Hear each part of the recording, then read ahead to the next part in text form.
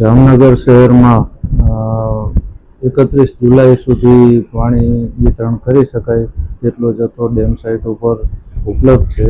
તેમ છતાં પાણીની બચત થાય અને વધુ પાણી ચાલી શકે એ માટે જામનગર મહાનગરપાલિકા વોટર વર્ક્સ શાખા તેમજ પદાધિકારીઓ સાથે સંકલન કરી અને 6 ઝોનમાં જે ડેઇલી વિતરણ થતું હતું એ 6 ઝોનને હાલે એકત્રમાં ફેરવવાનું નક્કી કરવામાં આવેલ છે અને એની અમલવારી ચાલુ કરી દેવામાં આવેલ છે.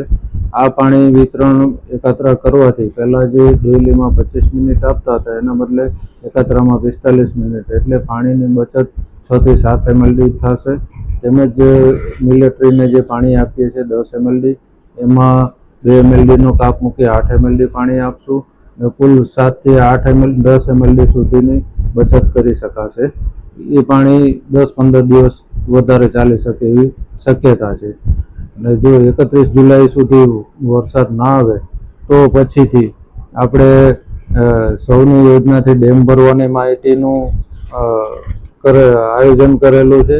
સરકારશ્રીમાં પણ માંગણી મૂકવામાં આવેલ છે અને નર્મદા NC8માં પાણી વધારે મળે એ માટેની પણ માંગણી મૂકવામાં આવેલી છે.